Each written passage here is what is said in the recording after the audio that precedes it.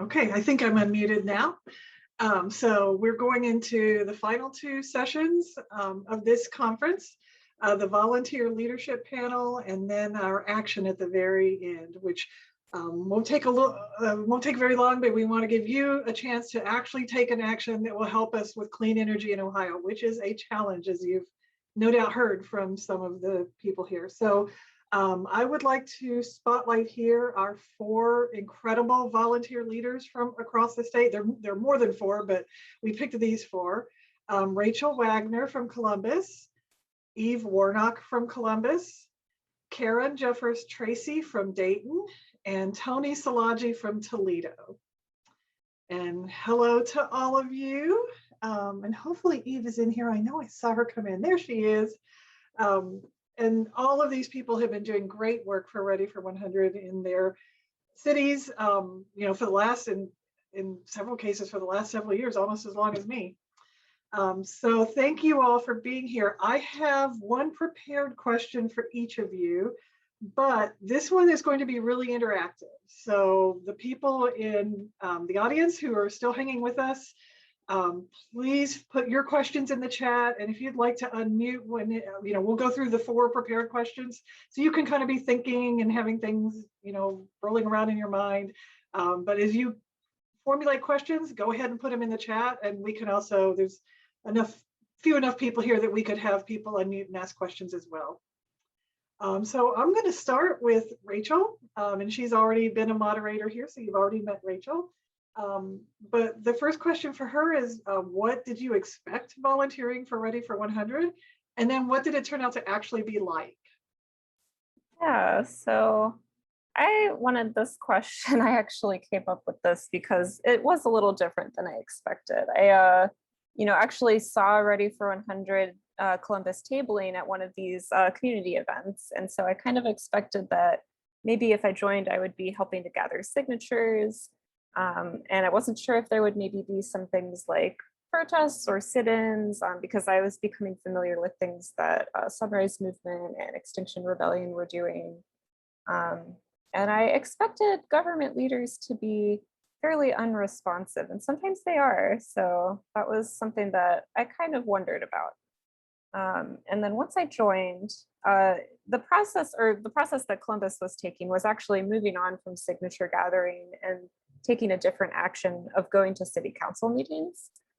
So I joined that effort and went to the city council meetings where we were all, as volunteers, asking those leaders to pursue something called community choice aggregation in order to get to 100% renewable energy.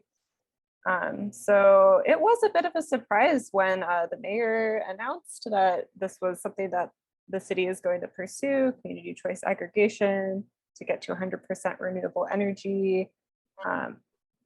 And it was encouraging to speak to one of these city council members one-on-one to sort of reiterate what we're asking for with this, things like creating good jobs for Ohio residents, and also leveraging these community programs and grants with this aggregation.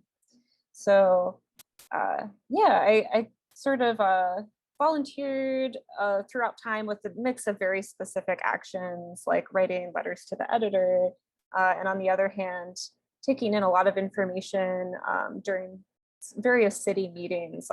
For example, Sustainable Columbus has meetings with external partners, and sort of taking in the things that the leaders are working on and sort of summarizing that to the other volunteers and figuring out how to respond to that. And it's been great to work alongside Cathy and Eve in Columbus. Cathy has a tremendous amount of initiative, and her attention to detail is often very helpful. And Eve is constantly connecting the dots between different initiatives in Columbus and speaking to the bigger picture with a lot of new ideas. And I've met many other dedicated volunteers in Ohio, and I like hearing about what they're up to.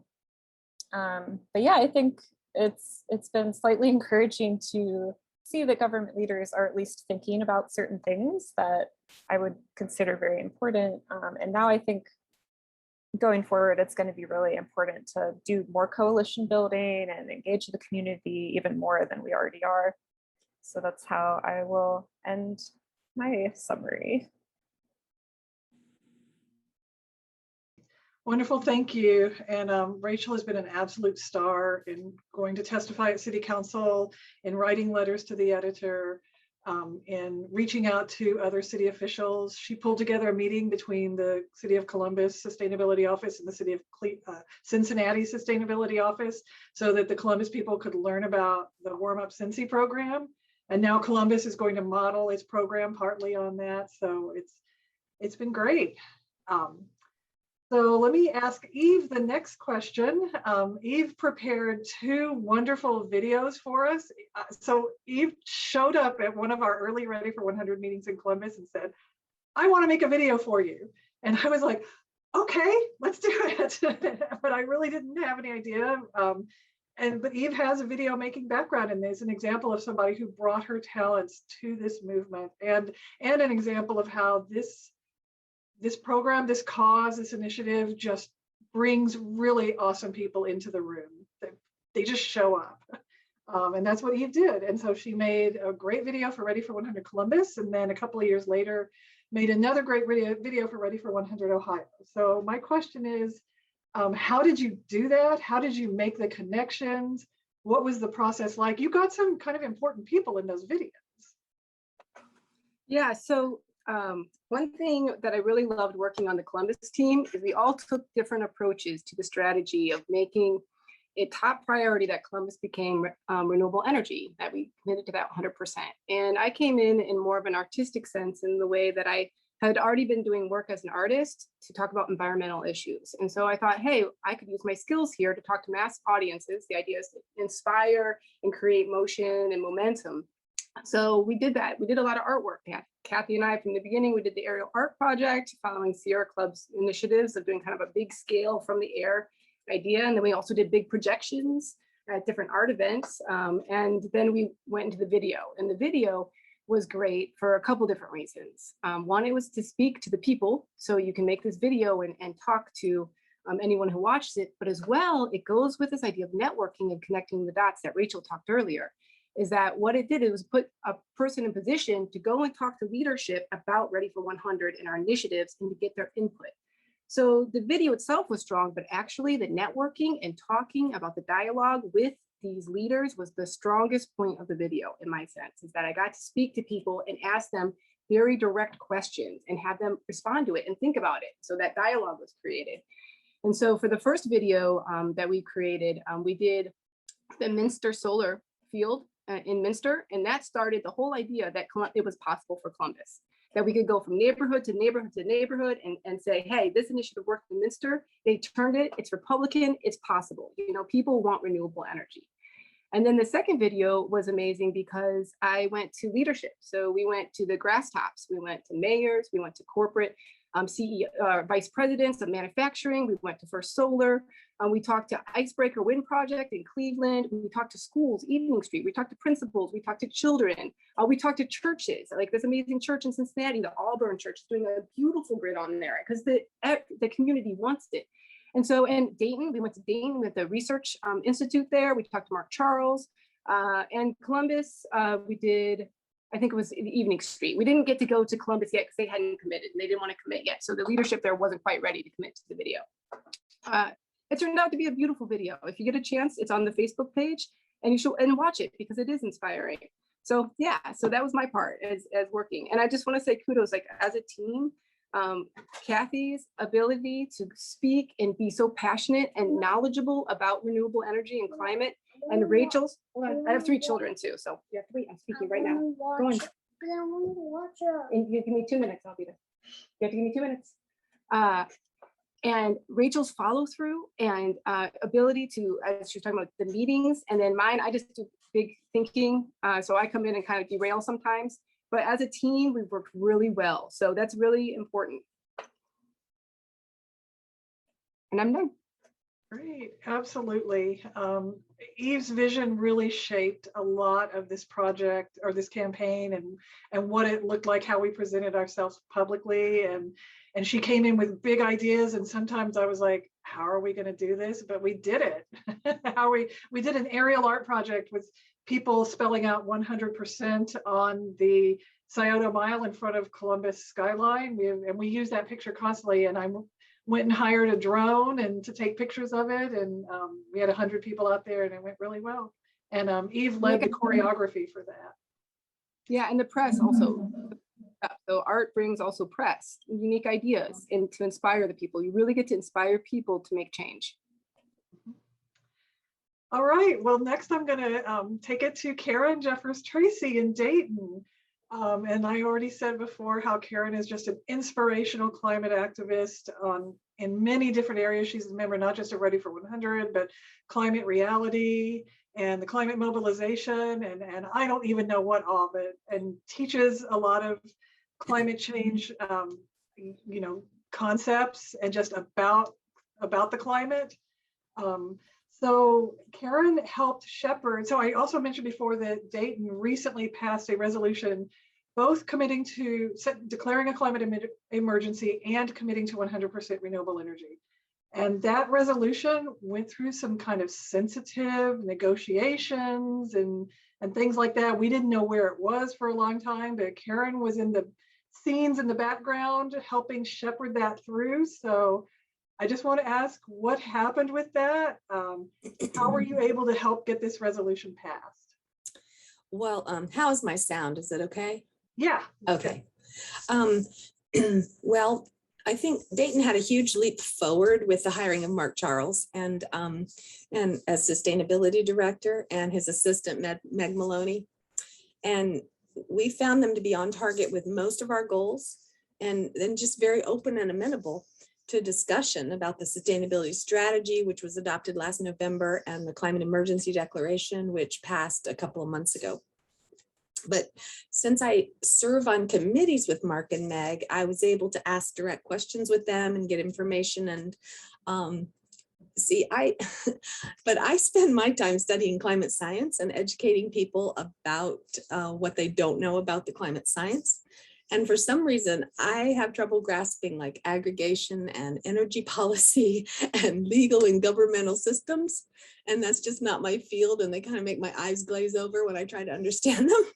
So Sierra Club was just tremendously supportive. I had Cathy and Chad and Laura and others from National who would help me understand to a deeper understanding of some of these passages in the sustainability strategy or the declaration. And they gave me the ability to, in these meetings with them, I was able to offer cogent suggestions. And, it did result in some positive changes, which strengthened the document, I think, and gave me a direction to kind of imagine the rollout of the plan going forward. And with that, and with Chad, he told me about the framework, the accountability framework, and community dialogues. And those are two things that I plan to just throw myself into starting in the fall. Because I think that we have an opportunity to help with the rollout of these plans. The plans are very good, but I think we have an opportunity, like the last session that we just saw, to make sure that we have community leaders involved in rolling out these plans. Yeah, absolutely. The work is not done when your city passes an incredible resolution like Dayton just passed. In many ways, the leading resolution in the state, but then you got to make sure they actually do what they say they're going to do, and that they will backslide if you are not constantly involved. So next I'm going to turn to Tony. So Tony Saliji is our lead volunteer in Toledo and has been for a few years. So Toledo has one of these, I guess, energy aggregators that aggregates several cities and towns and that aggregation company is not particularly sympathetic to renewables. So that was a big challenge for the team in Toledo. On the other hand, Toledo near there is also First Solar, which is a leading manufacturer of solar panels. So Tony, you basically started the team in Toledo. How did you bring all those volunteers together and keep them interested in the campaign? And you are actually muted, so we'll have to unmute you. Yeah, let's make sure we can hear you. We'll have to unmute you.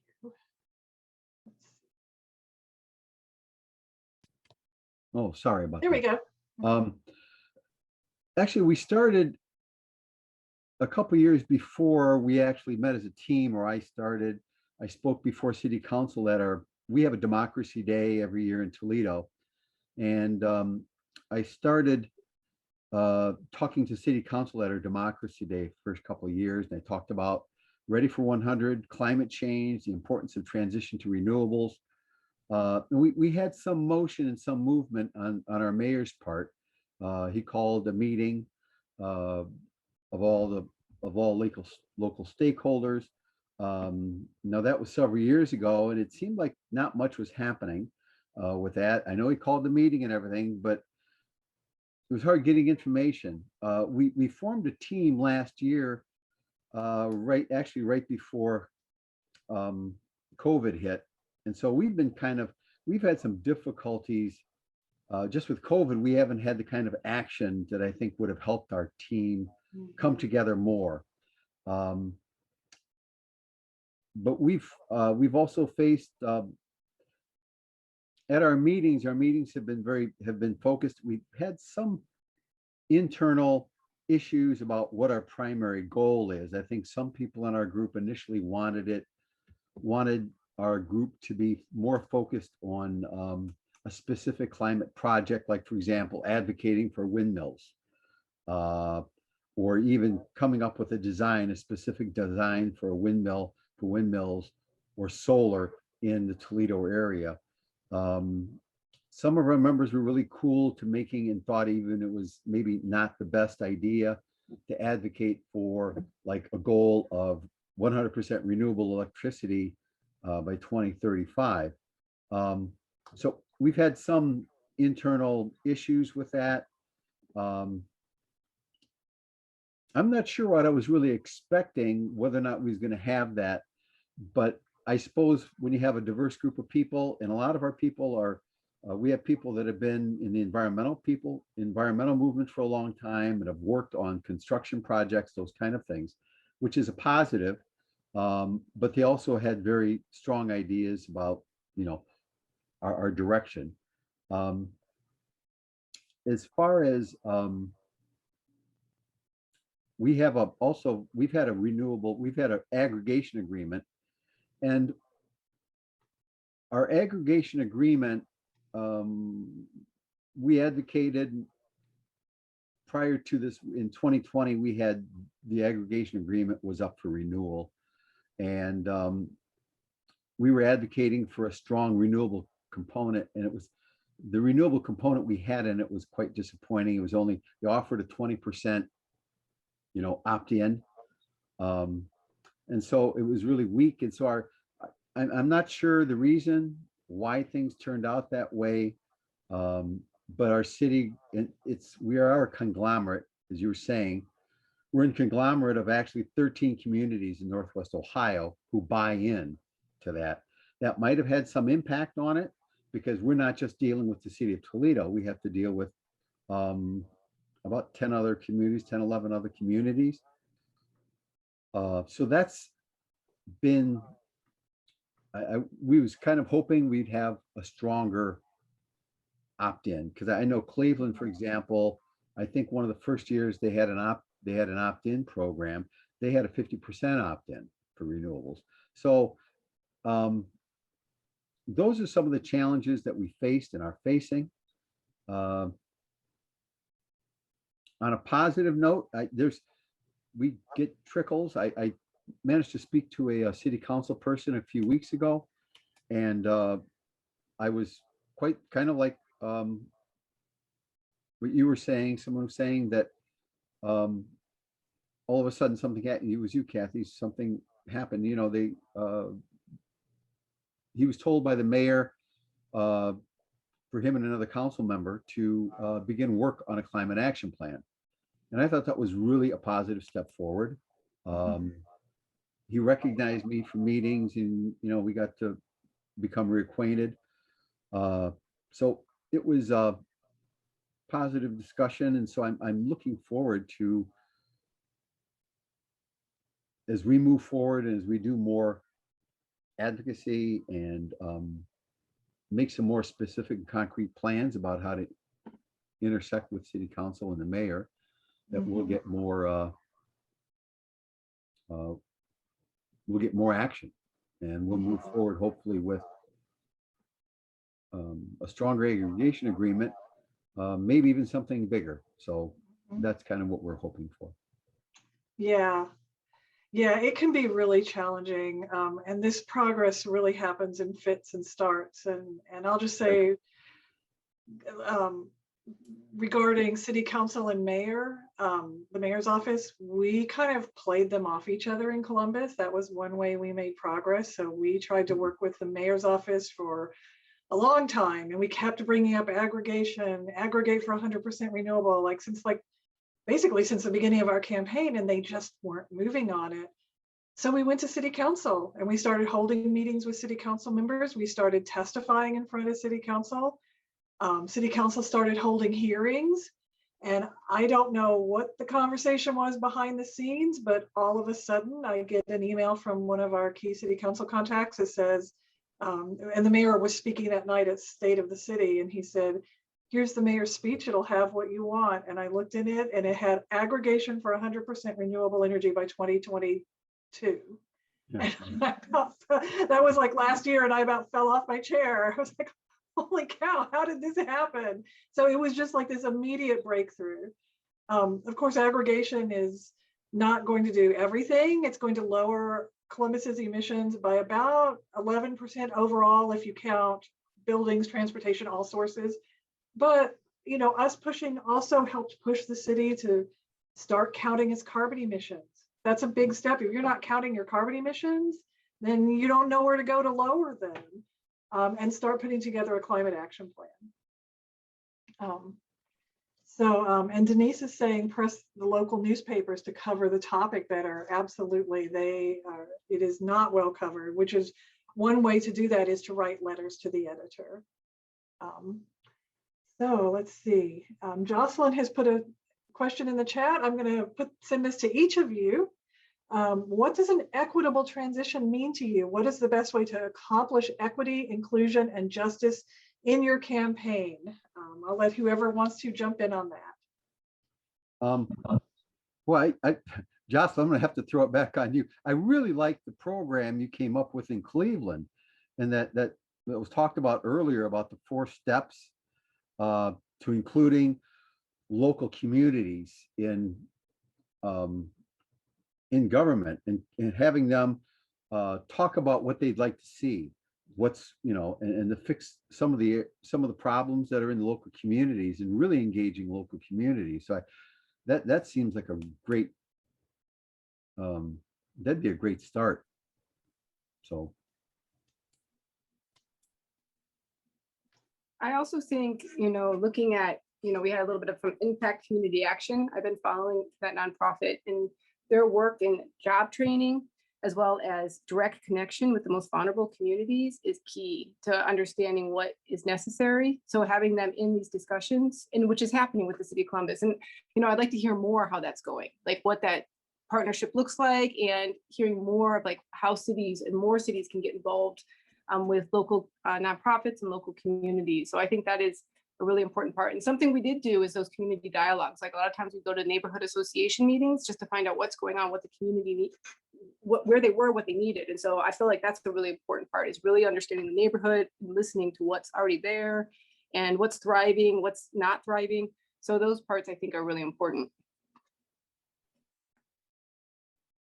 Paying attention to how the decision makers are engaging with the communities. So Columbus has drafted a climate action plan, and some of the volunteers here at Ready for 100 Columbus have been listening to the details of that plan, and also listening to how are these leaders going to be speaking with the community about this, and paying attention to their plans there. And I did notice that Columbus Stand Up, which is another activist group, they're planning on doing some of these similar ideas to community dialogues. And I think it's important that we stay involved in stuff like that, because I do see the decision makers, wanting to rush things, wanting to just kind of choose the easy way a lot of times. So it's good to pay attention to what exactly their plans are. Rachel and Cathy, you did an amazing job following up with that climate action plan, because that climate action plan is going to decipher what the next steps are in the city. And you just did such an amazing job coming back and pushing and pushing and pushing until they started to activate. So that's the climate action plan is very important in the cities because it will lead discussions with developers, with that equity, with all of those choices. So that's a very important document that gets to be pushed.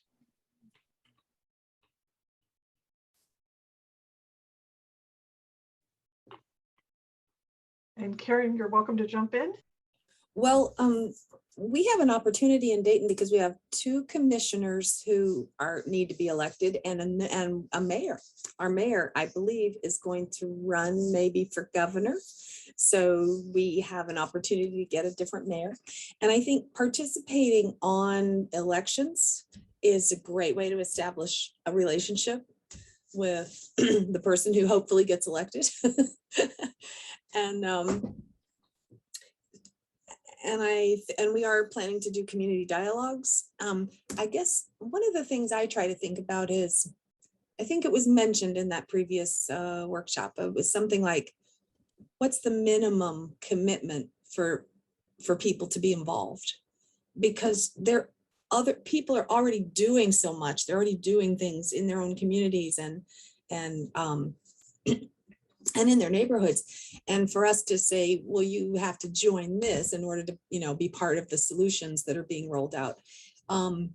Maybe there are ways to make it somewhat easier for people to participate, maybe less time commitment, or, less demanding on them to invite them to, like, for instance, you give something to them to review instead of requiring that they come to the meeting.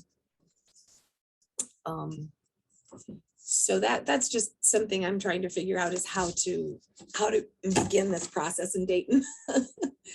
Because Chad gave me great ideas for the community dialogue and contacts, but I have not started that because I wanted to make sure that when I did, I would be available to follow up and be consistent. So it's coming soon when I'll be able to do that. Yeah, absolutely. Volunteer involvement. I mean, the volunteers are the heart of this campaign. Everyone in this panel right now is a volunteer. But we've really had to create like a ladder of engagement. And so there were some people that when we needed to collect 5,000 signatures on our petition, they were like, tell me when and where, I'll show up for 2 hours and help. And that's what they did. But then we had another volunteer named Mary Delamater who basically organized all of those tabling events and got the volunteers there to show up and do that. We couldn't have collected those signatures without her. And so it's kind of like, you can learn as much or do as much as you want, but you do need to have kind of different levels of opportunities. Writing letters to the editor, sometimes if you provide talking points, people are happy to do that. But then there are other people who just really want to learn everything that, like, Rachel, having read all of these resources provided by the national campaign. And I would say the national campaign structure has been incredibly important. When we first started, they had kind of jobs lined up. So we had a grassroots chair, what we called a grass tops chair, although we didn't like that word, but more like legislative and policy chair, and a communications chair. And so that people who were coming to the meetings and being really involved, they had roles. Like everyone knew, this is my role and this is what I'm responsible for keeping track of. We had a Facebook team. A lot of them have since, several of them have since moved on. So we've had some different waves of volunteers through the years, but everyone has contributed. So I think there was maybe another question here in the chat. Let's see. So Ingrid is asking about climate action plans. So I'm not sure what this means about what framework do we favor, but maybe each of you could talk about, like Karen, maybe you could talk a little bit about the sustainability plan that Dayton put together. Well, frankly, I'd like to ask you if do we need a climate action plan too? or is that it? I don't know. I mean, the sustainability strategy actually is what they're calling it. And it does have, the steps that we need to take, but I don't know that and I don't know, combined with the declaration, that adds the urgency to the action. Mhm. But I don't know if a climate action plan is something separate that we also need. I'm sorry, I don't know how to answer that one. Okay. Yeah, I would, some cities call it a sustainability plan. Grove City calls it sustainability plan. Columbus is calling it climate action plan. Columbus is counting its carbon emissions, and the overall plan is pinned on lowering community-wide carbon emissions. But a lot of communities, like Grove City, is not doing that. They're just saying, well, here's a bunch of things we want to do. So can I shed a little light on that? Yes, please. Okay. So I started the Climate Action Working Group as a bridging working group. It's really been working between Sustainable Delaware and Regional Ohio Action for Resilience, ROAR, which is really working as a climate action incubator, looking for projects and starting to form a funding platform.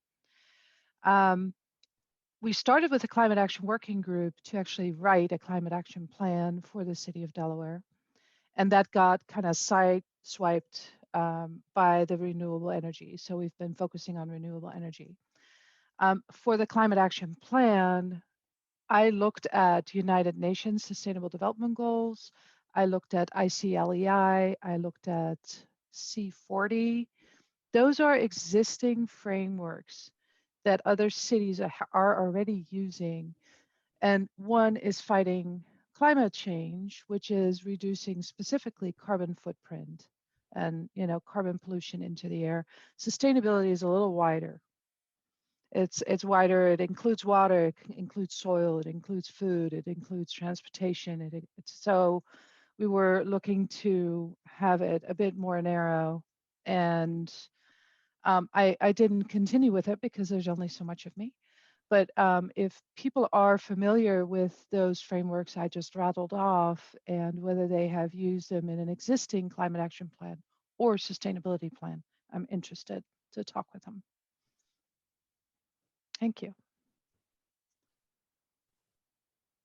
Thank you. And anyone's welcome to take a shot at that. Just a quick statement that we use those as the sort of first passages in the emergency declaration. So we reference them as why we need an emergency declaration.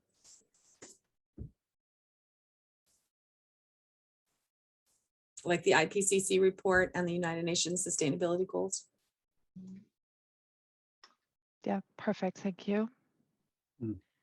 Yeah, I know Columbus is part of C40 and uses the ICLEI, that uses some of their calculators for modeling, and has taken all of that into consideration. And even though they're calling it a climate plan and it's pegged to lowering emissions, it still includes a lot more. It includes transportation, food, neighborhoods. So it's really more of a community-wide sustainability plan.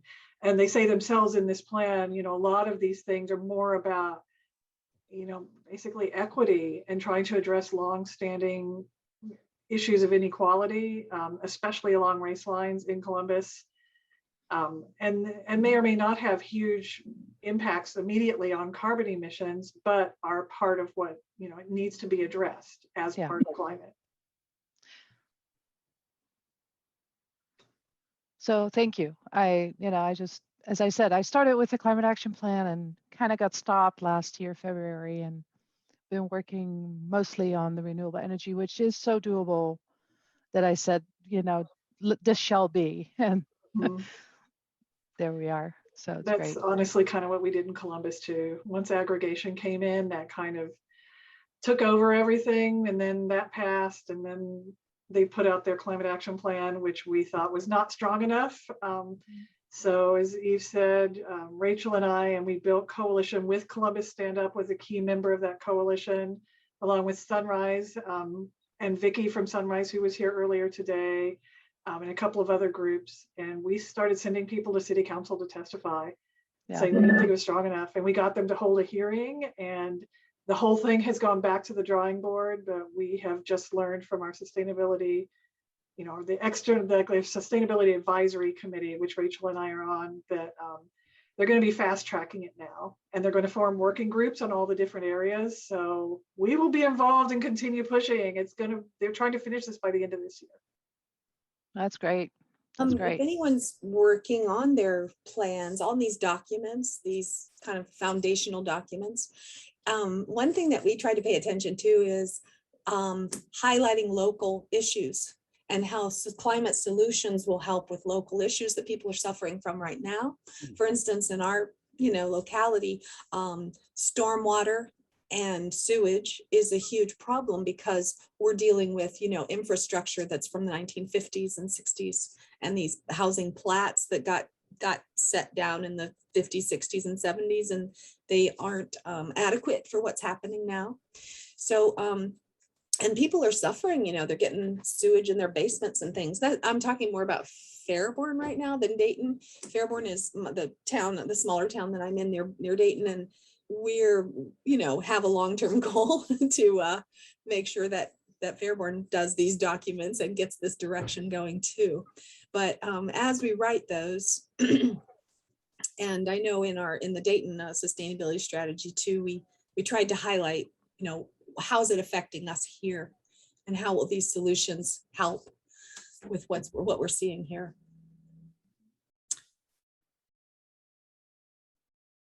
Oh, and one other thing is you can get information like that. For instance, a local university did an intern with our sustainability group to study the stormwater problem, and then did a presentation to City Council. So you can, pull in those resources to help educate your City Council. Yes, Actually, because of the work that we've been doing, the City of Delaware just hired a new, and it's specifically a Watershed Coordinator, and they added sustainability to her title as well. So we've had Watershed Coordinator before, because we have the Olentangy running right through us, and we've had a lot of flooding issues too. So that's already one of the top priorities in the climate action plan as it stands. I just haven't had the time to go back.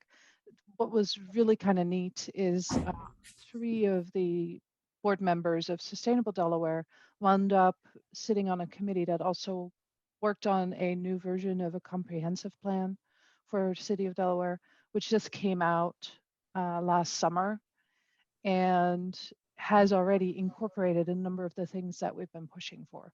So I need to go back and see, what is in there so I don't duplicate, and then actually follow through and track, like, are they really going to do what they say they're going to do, right? So that accountability piece. And, I also have a day job that takes a lot of time. So it's. Yeah, we're all volunteers, and it can be challenging. Yeah. I was going to say that stormwater is a place, certainly in Ohio, that we can make an immediate connection with cities, because one of the major effects of the climate crisis in the Midwest is a lot of increased rain and increased heavy rain events that completely flood the system. And a lot of our cities have older sewage, like Karen was talking about, and combined sewer and stormwater systems that can overflow and be really nasty. And that's one place they see immediately. Here's the effects. When I attended a conference by Catherine Hayhoe, and that was like last fall, or I forget when exactly, but it was in conjunction with OSU. And I did ask the question, what is like the top 4 most item that we could focus on? And they actually considered it extreme weather events. So we can flip-flop between drought and flooding in the Ohio area. And so how do you both mitigate and adapt, as well as mitigate for that? So that's was a big one. Seeing what we can do with that. Mm-hmm. Seeing what we can do with that. I'd be interested to discuss more on that. If you hear of anything, because I'm actually really interested in water. That's why I got into renewable energy with water. I come from rivers too. So that's something I've been following closely, is the water, and thinking about that. Like, how do we design systems that can handle the water flow, but also be able to reuse it and not let it go to waste? You know, like, we're gonna have these influxes of, like, are we thinking in that direction? You know, and so just, and I like the natural environment coming up with solutions, not just human solutions. Can we start implementing some natural solutions right now instead of just putting up, you know, walls to keep the flow going? So, Well, I'm going for my permaculture certification in August, and hope to learn about swales and catch basins, and you know, because that's really what it's going to take, but it's going to take it at a large scale. And then I would say being able to capture the rainwater, probably ponds, because we have a lot of rainwater, and then having a gray water system infrastructure. And I had a conversation with my former CEO the other day, and he said, you know, most of our infrastructure is underground. It's going to have to take a miracle for them to say we need to add on a gray water infrastructure. But maybe that's something to campaign for, to advocate for. Who knows? Mhm. Yeah, so Denise brings up the idea of resilience, which kind of leads to the idea of mitigation versus adaptation. Mitigation being, let's lower carbon emissions that are causing it in the first place, and adaptation, recognizing that there is already climate damages that we have to deal with and help people be resilient. And this also highlights the inequities, because these things like these heavy rain events impact different communities within our community differently. And that's something we all have to be mindful of. I think talking about resilience is a great way to bring in new people to your group, people who shy away from just climate information because they're afraid. And when you talk about resilience, it gives them hope, because they think, oh, there are some things we can do. So maybe I'll listen to some more about what you have to say about climate, because you're not, you know, totally dooming me. And it's a way also to sort of strengthen our neighborhood networks.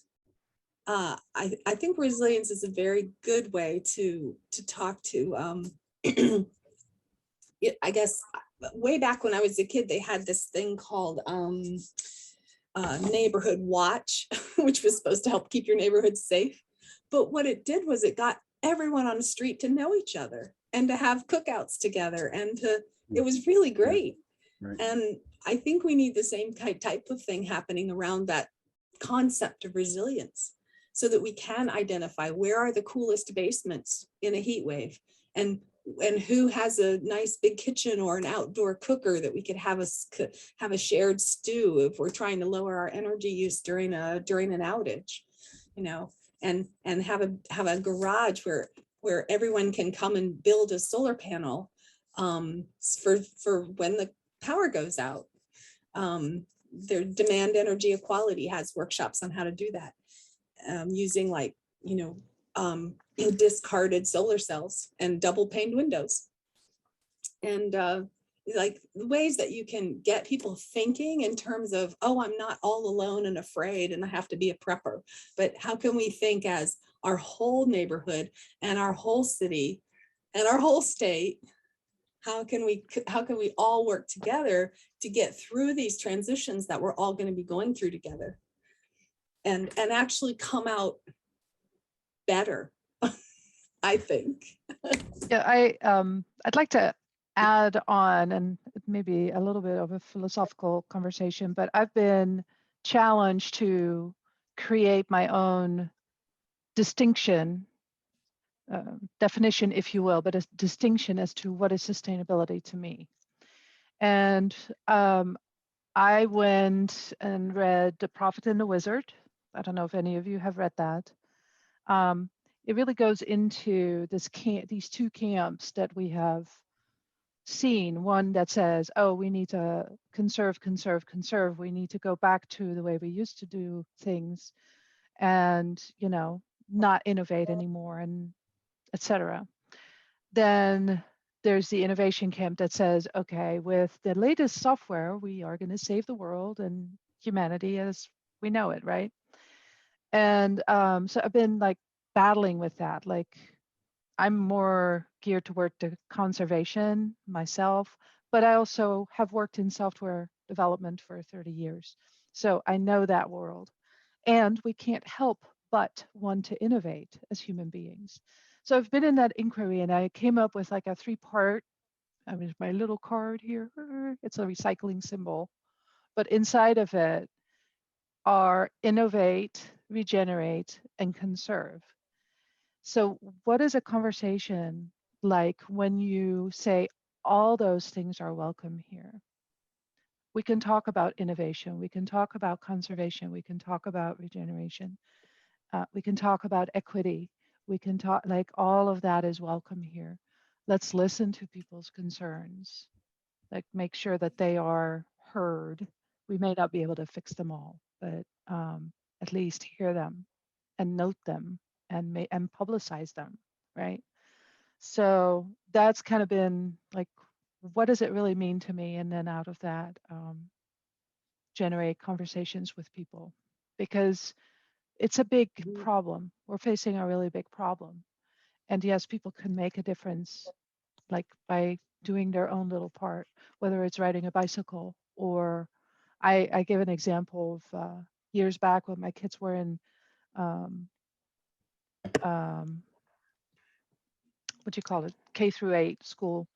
I created a aluminum recycling program there, and I made it like competition between the different divisions, and it was fun. And I hauled $600 worth of aluminum in 2.5 months.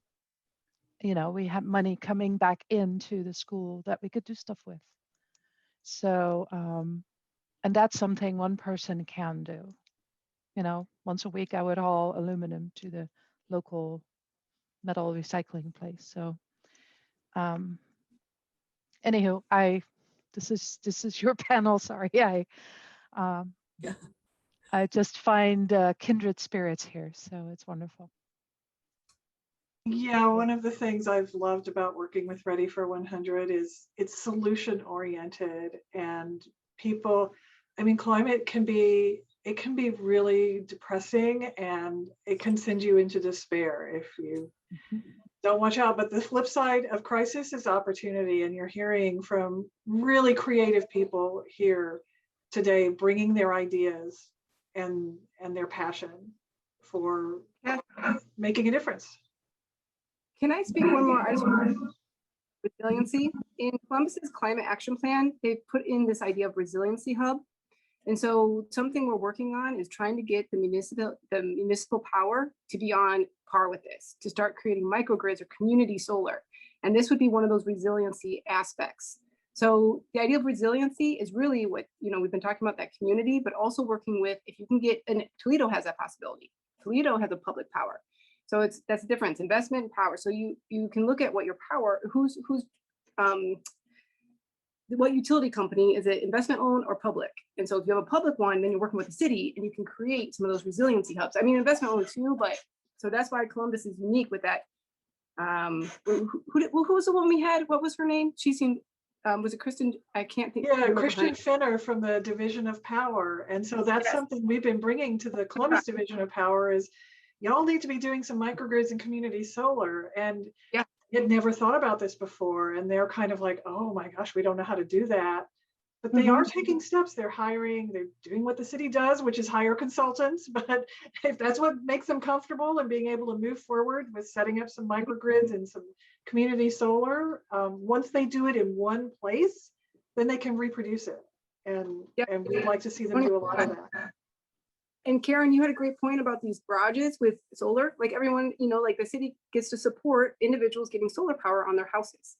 That's individual power. So that's another resiliency. I mean, right there, if you can have something that can heat or light when things go down, that's important. That's an important thing. And that will alleviate the big grid by having these. So all those things are good. And I think that is the next step, because solar is coming. And so it's for the people. So we really got to start thinking about, how does that look? What is that design? How do the people get the power? That's all. I just want to go back to the resiliency, because I think it's an important part of the next step. I dropped the link in the chat. It has lots of great videos and how-to videos. Great. Um, Well, I any wondered- closing thoughts? Or go ahead, Karen. Yeah, I know we're so close to ending. I just wanted to hear from everyone, like if you had some advice or something. If anybody wanted to say, what was your best advice? A great question. Let me open it up to the panel. What advice would you give somebody who says, I want to get my city to go to 100% renewable energy? I could say something. I think every volunteer is going to have different strengths, and I don't expect any volunteer to do a certain action. I think there's a lot of different actions that are available for people, and they might even come up with their own. So, you know, maybe get familiar with what your strengths might be and figure out how to slot yourself in somewhere. And there's such a need. So, you know, no matter what you bring to the table, there's a need for it.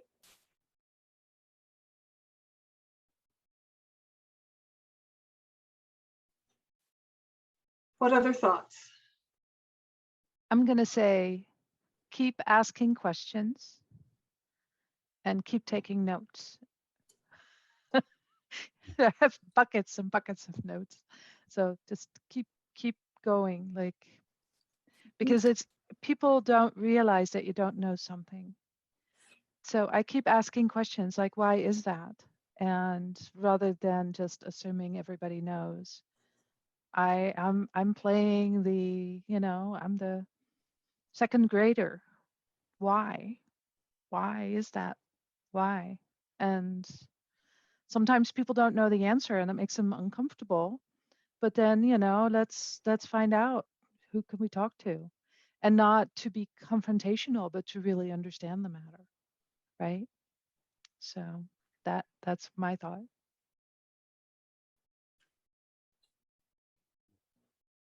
Anyone else? Connie, do you have I would, yeah, I would just say, I think there is a lot of courage, you know, to stand up for it. So, you know, I've learned a lot about courage, you know, looking at what Cathy and Rachel and really sticking to it, like, and like, okay, this is not what the science is saying, we're going for this. And that leads by example. And if you can have that example, people will follow in really integrity. So that integrity. And the other thing that was a word is consistency. So consistency is the key component. And that one is something that this team has been showing, especially with Cathy and Rachel. I come in and out because I got a lot going on, but I see consistency there, and then I can add to that consistency and that stability. But that was, I mean, I think that's one of the strongest things of the Columbus team right now is like for 4 years been consistent in all different levels. We've hit the public, we've hit the press, we've hit the council, the neighborhoods, and so, but it's been consistent in the fact that we've been active.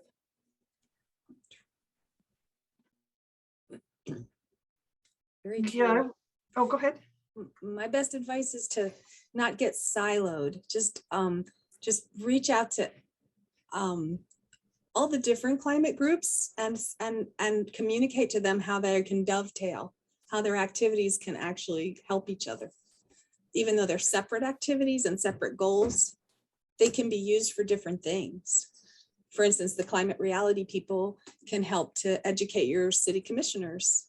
And then your climate mobilization people can offer, you know, a stronger reason for urgency in your declaration. And Sierra Club has, you know, of course, fantastic resources and wonderful help and support. So it can all work together. Yes, and building coalitions, as was mentioned. I would just say from the Columbus point of view, just you've mentioned consistency. So have a meeting time. I would say structure. Have a meeting time that's the same every month. Have roles, like I mentioned, like have specific roles that people can slot themselves into based on their interests and their strengths. And just keep going no matter what.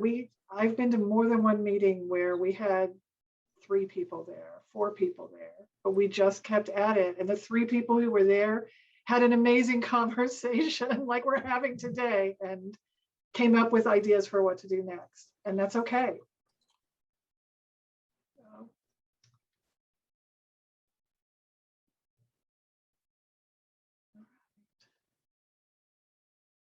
Yes, follow through. All I would right. say one last thing I'll say, I love being a volunteer. It took me a minute to understand what a volunteer was, but after working in this group, I love being a volunteer. It is so satisfying, and I feel like a sense of just such gratitude every time I'm volunteering. So I'm so thankful for that. Just that alone, volunteering is amazing. Thank you all to all four of you for the work you've done in your cities for renewable energy, for our climate and environment, for Ohio. You're moving this state forward, and the people here are just the backbone of the progress we're going to make towards a clean energy future. So thank you so much. We have 4 minutes, so I don't know how much of the action we'll get into. We had an action we wanted folks to take regarding Senate Bill 52. So several people have mentioned how the State House is not a good force for renewable energy. And this Senate Bill 52 is a reason why. So I will just tell you about it, and then we'll have the links and the talking points that are in the chat right now, and you can do this after we're done. But Senate Bill 52, what it would do is basically put extra roadblocks in front of the solar. It's mainly targeting the solar development that I mentioned is happening. That we have a lot of proposals for new solar, utility scale solar projects in the state. There's like 6,500 megawatts, which is insane for Ohio. The whole time I've been here, we've had maybe 200 megawatts built out, and suddenly there's proposals to build like 6,500 more. Well, predictably, the State House, because they're a wholly owned subsidiary of the fossil fuel industry, is trying to put a stop to that. So they are adding a bunch of extra layers onto the already very onerous process to get approved. These layers would only apply to wind and solar. They would not apply to oil and gas, fracking pipelines. None of that would have to do this. So they're using the idea of local control to say that any solar project would have to go before a county commission. The county could designate parts of the county or the entire county off limits. And then they could also put it to a local referendum. And so people would be voting. And so, I mean, well, in theory, that sounds good. Energy projects are really complex. And like I said, wind and solar only would be subject to this, not oil and gas. So they could still put a fracking rig next to a school zone, and there's nothing anyone could do about it. But, you know, God forbid you have a clean energy solar farm in a farmer's field that the farmer wants it to be there because he or she wants to farm renewable energy and get money for that. And then also the local jurisdictions would be making a lot of money off of these projects. So the Ohio Power Siting Board, is who currently approves wind and solar or any sort of energy project. And there's a lot of requirements. They have to, you know, so say a solar company wants to build a solar farm in Union County. They have to hold a public meeting there just to tell the public, this is what it is, this is what we want to do. Then they have to submit an application, and these applications are usually thousands of pages long, like 35 parts. The one for the solar farm near my house is 35 parts, and they go back and forth and still have to submit some other materials. And then there is a public hearing where anyone can come and testify. And then there is an adjudicatory hearing with lawyers for the developers, for anybody else who wants to intervene. And that is like basically like a court case. And so then if people are making claims such as solar causes radiation or solar leaches toxic minerals into the ground, and those claims are made regularly, they have to provide evidence for those claims. And if they don't, the Ohio Power Siting Board can disregard them. But, you know, if you add an election, like a little local referendum on top of that, we all know that people lie in elections, and people believe these lies and vote for them anyway. And we think that's what would happen. So SB 52 has passed the Senate, and it is now in the House, and it has to be stopped. So our action alert for you is to find your Ohio House representative. If you don't know who that is already, and I think that link was in the chat once, but I will add it again. So if you don't know who your Ohio House rep is, you should go find them, go find their phone number, put their phone number in your phone, save it, because you're going to be calling that person a lot, and do the same for your senator as well. But right now it's your Ohio House rep. And then here's the talking points about Ohio Senate Bill 52 from the Sierra Club. Tell your House rep to vote against this. It's right now still in, I believe, in the committee of the Public Utilities Committee in the House. So if you want to, you can go look up who's in the Public Utilities Committee and call them too. But if you call today, you'll have to leave a message. Obviously, it's the weekend. I left a message for mine, and their office actually called me back, and she's voting against it. But make sure your rep hears from you. So that's all we've got. I'll let you all do that action on your own time. We were going to take 10 minutes here to have people actually pick up their phones and call. But if you have any homework from this event, call your Ohio House rep about Senate Bill 52 and tell them to vote against it, to not drive. What would happen is basically it's very expensive to put in one of these applications, and the solar developers would just leave the state. It would drive this entire industry out of the state. And as we've heard, so many cities like Columbus, like Grove City, want to have in-state renewables like Delaware, and we want to make sure they are able to do that. So with that, thank you for being here today. Thank you for sticking with us this whole time. I hope you found this event to be helpful, and we really appreciate you being here. Thank you to all our speakers. Thank you to Chad and Laura for your support. And thank you all for caring about a clean energy future in Ohio.